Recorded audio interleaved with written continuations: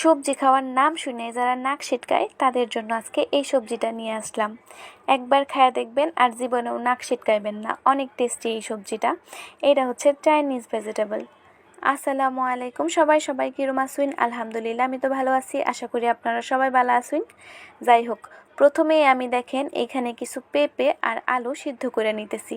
যেহেতু এই সবজিগুলো একটু শক্ত সবজি, তাই এগুলো 2 মিনিট সিদ্ধ করে নিছি। তারপর তার মধ্যে আমি দিয়ে দিছি হচ্ছে গাজর আর বরবটি। আর এখানে আমি একটা কড়াইয়ের মধ্যে একটু তেল দিয়ে নিলাম। তার মধ্যে আমি দিয়ে নিছিলাম কিউব করে কাটা রসুন। এইগুলা একটু ভাজা তারপর ওই সিদ্ধ করার যে সবজিগুলো ছিল এই সবজিগুলা এই ভাজা রসুনের মধ্যে দিয়ে দিছিলাম।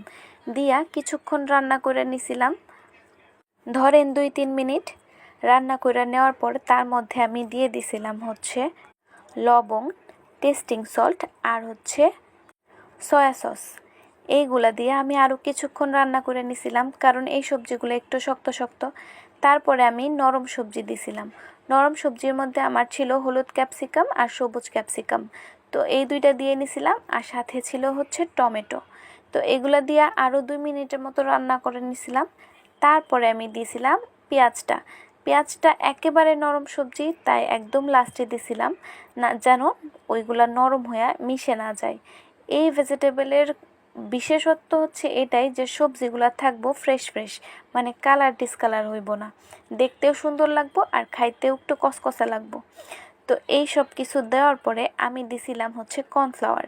কর্নফ্লাওয়ার হচ্ছে 1 কাপের একটু বেশি পানির মধ্যে আমি 2 টেবিল চামচ কর্নফ্লাওয়ার গুলায় নিছিলাম। আর সবজিটা যখন রান্না হয়ে যায় তখন আমি কর্নফ্লাওয়ারটা দিয়ে দিছিলাম। কর্নফ্লাওয়ার দেওয়ার পরে 2 থেকে 3 মিনিট রান্না করবেন, তারপরেই আপনার সবজি রেডি। একদম কর্নফ্লাওয়ার দেওয়ার ফলে এই ঝোলটা মাখো মাখো হয় আর খুব মজা লাগে।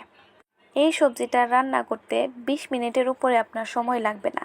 আর বাচ্চা থেকে বুড়া, অসুস্থ থেকে সুস্থ সবাই এই রেসিপিটা খাইতে পারবে, কোনো ঝামেলা নাই।